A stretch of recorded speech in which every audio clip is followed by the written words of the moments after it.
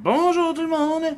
Me voilà devant vous aujourd'hui, alors que j'étais en train de planifier mes nombreuses sorties, afin de faire un retour avec vous sur le dossier 4, thème 1, le Québec vers 1900.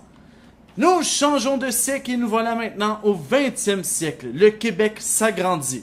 Tout d'abord, on s'agrandit vers l'ouest avec l'Abitibi en 1898 et on s'agrandit finalement vers le nord avec le district d'Ungava en 1912. Rappelons qu'au début du 20e siècle, c'est vraiment grâce au chemin de fer qui permet de relier les différentes régions auparavant isolées que la province et le pays peuvent se développer autant. Vers 1900, 80% des Québécois sont francophones et catholiques. Il y a 2% de la population qui est immigrante et le plus souvent, ces immigrants ne parlent ni français ni anglais. La population du Québec augmente moins vite que celle du Canada parce qu'il y a plus de Québécois qui quittent la province que de personnes qui s'y établissent. Vers 1900, les industries apparues au siècle précédent sont en plein développement, comme l'industrie du textile et l'industrie de la chaussure. En 1898, on met en chantier le tout premier grand barrage hydroélectrique du Québec à Shawinigan, sur la rivière Saint-Maurice. L'industrialisation fait naître un nouveau groupe dans la société, les ouvriers. Ce sont les travailleurs dans les usines. Ils sont généralement pauvres et très peu instruits. Ils vivent en ville et ils sont en majorité francophones. Les patrons des ouvriers ainsi que les propriétaires des usines et des banques font partie de ce qu'on appelle la bourgeoisie. Ils sont instruits, majoritairement anglophones. Il existe aussi une petite bourgeoisie, majoritairement francophone, moins fortunée que la bourgeoisie, mais plus fortunée que les ouvriers, et elle est constituée d'hommes d'affaires, de petites entreprises, de médecins, d'avocats et de notaires. On vit ce qu'on appelle une urbanisation au début du 20e siècle, et l'urbanisation, c'est en fait concentrer la population dans les villes, parce qu'il y a beaucoup de nouvelles usines, alors les gens s'y installent pour travailler.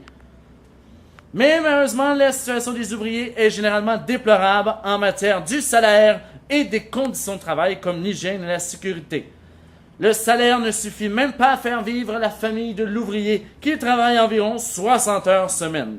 Beaucoup d'enfants doivent alors abandonner l'école pour aider leur famille en travaillant. Au Québec, l'électricité fait son apparition dans les années 1880.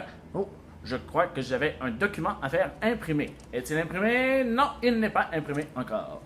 Alors, les gares et les industries sont les premières à profiter de l'électricité. L'électrification des campagnes se fait un peu plus tard. Le transport en commun dans les villes est assuré par les tramways. J'ai encore les pattes toutes sales, ça doit être à cause de l'encre du surligneur. Inventé en 1876, le téléphone marque une étape importante dans la modernisation de la société. On doit l'invention du téléphone à Alexander Graham Bell. Je répète, en 1876, le téléphone est inventé par Alexander Graham Bell. Alexander Graham Bell invente le téléphone en 1876. C'est une information fortement importante. En 1910, pour les jeunes sportifs de la classe, nous assistons à la première saison de hockey des Canadiens de Montréal. Le taux de mortalité en ville est extrêmement élevé, principalement chez les enfants de la classe ouvrière qui sont malheureusement blessés. Désolé, nous parlons de mortalité et ça me rend triste. Les ouvriers demandent des meilleures conditions. Et c'est là qu'on arrive avec le syndicat. On demande en fait des plus grandes mesures d'hygiène et de sécurité, une réduction de la journée de travail, l'interdiction d'employer des enfants de moins de 15 ans, et on veut qu'il y ait un syndicat ouvrier. En 1872, le gouvernement canadien vote une loi autorisant la formation des syndicats. Au Québec, la loi des manufactures indique qu'il est interdit d'embaucher des jeunes filles de moins de 14 ans et des garçons de moins de 12 ans. Il est également interdit de faire travailler les femmes et les enfants plus de 60 heures par semaine.